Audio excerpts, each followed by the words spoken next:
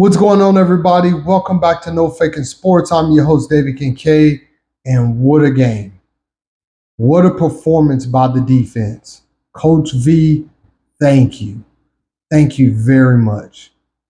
We've been playing consistent defense all year, but to do what you did against a team that has been running the ball as well as they has been running in Cincinnati, hats off to you, Coach. The guys gave up a few little things here and there, but that's expected. It's football. You're not just going to go out and dominate everybody and hold everybody to 0 yards. This isn't a video game. Teams are going to get yards. Teams are going to make plays. And teams are going to be able to get some big runs and big passes here and there. But the defense, steadfast, nice and smooth, everybody flying to the football, everybody attacking. I hope Kanik is doing well. Stutz had an amazing day. Amazing day. The defense as a whole, the defensive backs played well. Got a few little penalties. They let a few things go, but amazing. Okay? But I took down some notes. I want to do this recap with y'all. I'm going to be honest with you. I was not happy with the offense. If you guys have been following me, you've been watching my channel, you know the biggest thing that I harp on is Jeff Lebby's offense and him being a pass-first offensive coordinator. When you got everybody else around the world lying to you, telling you how Jeff Lebby likes to run the football. When they look like those run plays were third-grade run plays. I don't know what's going on. I don't know if he needs to hire a run game coordinator, but they need to figure something out because this is not Oklahoma football. Oklahoma football is running the football and playing good defense. Well, let's go over these notes. Marcus Major got the start. Okay, Marcus Major has some plays where he did some very nice things, but we come out. As usual, first play of the game, pass. Second play of the game, run. Third play of the game, pass. It's a botch snap. Look, you're going to see this throughout my notes. Is going to be consistent because one thing that's consistent is we pass the ball on every first down except for, I think, 2. If you was watching the game, if you was paying attention, or if you want to go back and check it out, or if somebody can find the stat, look at the pass-to-run ratio on first down. We pass the ball on first down more than 90% of the plays. So don't keep trying to tell me that he likes to run the football when on first down all we do is pass the ball. And then on short yardage, 3rd and 3, 3rd and 2, it's quarterback power, in which Dylan Gabriel fumbled. But let's move on. Deshaun McCullough in it. He started at Cheetah, of course. He was able to play. One thing that Coach V was doing with McCullough that I'm not really a fan of in this particular play, he had him lined up at safety depth. And he kind of got out of position. They got a big play on that. I just, with the Cheetahs lined up at safety depth, I'm not a big fan of it. Great assignment football against the option. They tried to run the option. We had it all covered on all bases. It's really given feelings of back of the old Brent Venables defense when you could not run the football in Oklahoma. I remember those days. And it seems like we're going to get back to those days, and that is a recipe for winning football. It really is. Let me just run down these real quick. Defense did their job. Can the offense get going? The offense had been stymied. They hadn't scored yet. So there was a 2nd and 3rd down. We actually came out. We threw the ball on first down. We threw the ball on second down. We threw the ball on third down, and then we ended up punting. But Dylan Gabriel almost threw back-to-back interceptions. Like literally almost threw back-to-back interceptions. But I'm not here to bash on Dylan Gabriel. It's more so of the scheme and the play calling that I'm not a big fan of. Dylan Gabriel actually played a very good game. Thank you very much, DG, for what you do. And he missed Jaleel Farouk wide open. He has a tendency to do that, kind of sail some, but he still throws a very nice deep ball. And then this is when we got in the red zone. Dylan Gabriel fumbled off the QB power. I'm not a fan, bro. I'm really not a fan. We have really good running backs. If you feel we need to run power, bring a fullback in the game, or put a big back in the game and another back, and or put a tight end back there and do a wildcat or something. I don't care, bro. It's anything is better than this QB power that you keep running. Not a fan of it at all. I know Dylan Gabriel scored on it later in the game, but let's give those carries to our running backs. We have capable running backs. It's more so of the run game play calling. And I said this in my last video.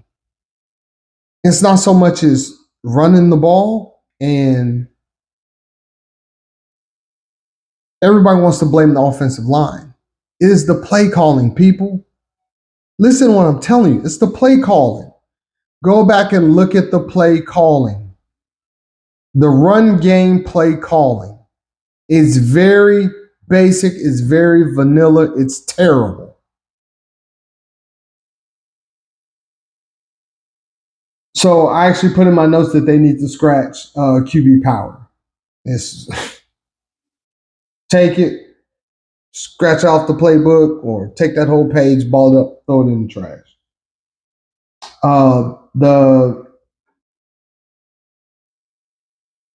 The defense last year did have some issues, but a lot of times it was the offense flipping the field position and putting the defense in a bad position. And that's what actually happened right here in another case where we hit punted, got some good field position. They got a few yards, and then they punted it and put us inside our 10. And then we had 3 pass plays and a penalty. And then we punted. They were already across the 50, put us in a bad position, and they came down. And we stopped them, but you're not going to get away with that with everybody. If you are getting punted inside your 10 and then you're going to 3 and out with 3 pass plays and you've made no room for yourself, plus the penalty, a lot of teams are going to capitalize on that, flipping the field position. That's the responsibility of the offense, to not flip the field position in the other team's favor. All right. Red zone, 3 straight passes led to a field goal. We did some good things. We got all the way down there. We get in the red zone. We're about the 17, 18-yard line, and we call 3 straight pass plays. But everybody want to tell me that he likes to run the football. Do you see the trend here? There's a trend here. Keep going. Since he started finding success throwing the ball, we knew that was going to happen. You're not going to stop everybody. One particular play that has given us problems, and I know Coach Venables will figure it out, is that wheel route coming out of the slide. We got scored on last week on an out and up. Receiver came in motion, in the slot, out and up, touchdown. We took a bad angle. On this one, the slot receiver ran an out and up, ran a wheel route. But this is where the key is. In that slot, a lot of times it's either a linebacker or a cheetah. Okay? And they're running that wheel route from the slot on the cheetah and catching us in man. That's why they're sending that guy in motion, to see if we're going to go in, see if we're going to follow or if we're going to bump, and kind of tip our hand if it's man or zone. They know if it's man, they're throwing the wheel route. So we got to figure that out.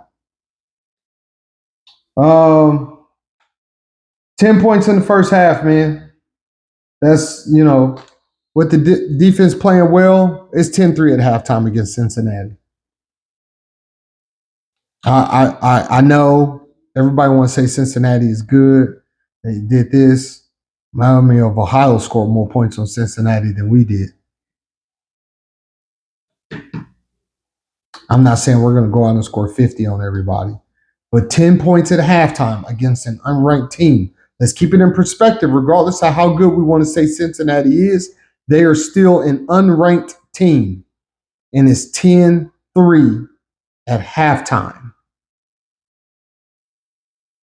Look, I think we have a great team, but there are some things that need to be cleaned up. There are some things that are not being addressed. Every time we got a press conference, everybody wants to talk to Brent Venables about how good the defense is. And nobody wants to ask Jeff Lebby, what is the problem with the running game? And if he gives you coach speak and don't answer that question, ask him again. What is the problem with the run game? Moving on. All right. Defense playing well, halftime. All right. We came out of halftime. First play, pass. I know a lot of y'all, you probably have no idea what I'm talking about right now. Go back and watch. Observe closely. I told you when we had the spring game in my other video, he loves to pass the ball so much, he threw a double passes the first play of the spring game. And people want to tell me he don't want to tip his hat. Yeah, okay. You keep believing that nonsense if you want to. First play of the game was pass, and then it was 3 straight passes. All right. And then I wrote right here, we had yet to run the ball on first down. We're in the third quarter, and we have yet to run the ball on first down.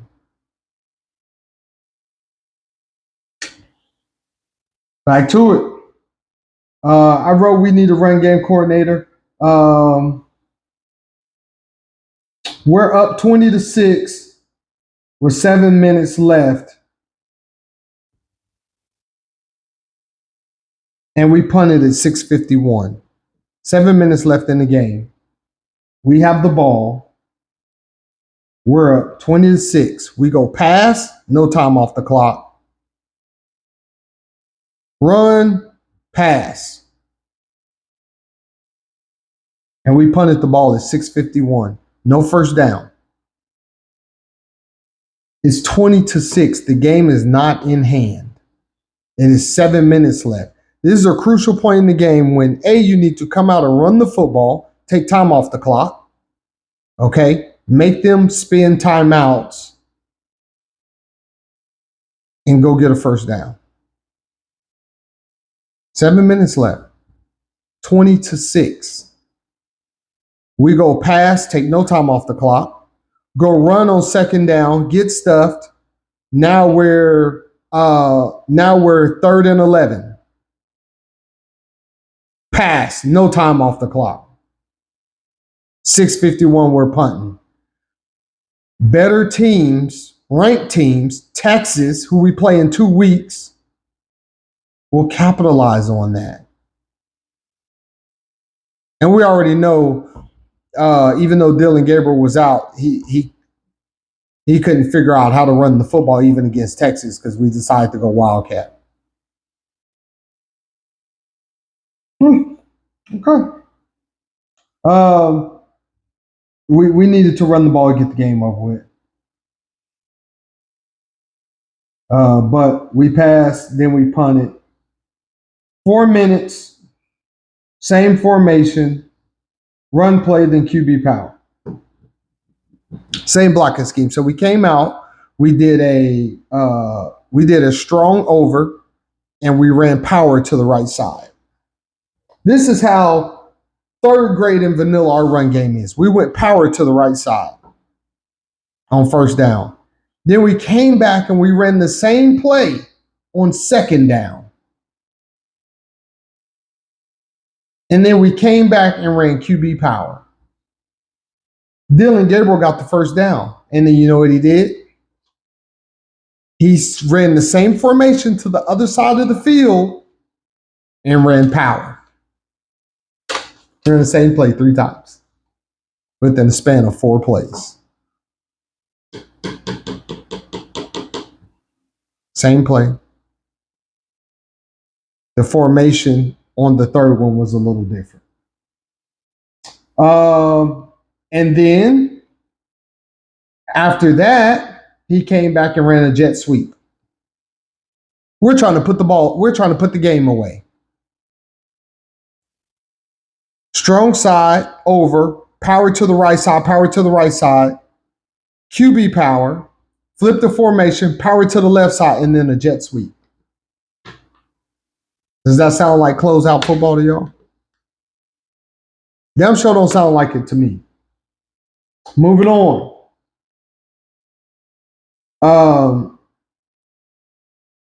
Just a couple of key stats.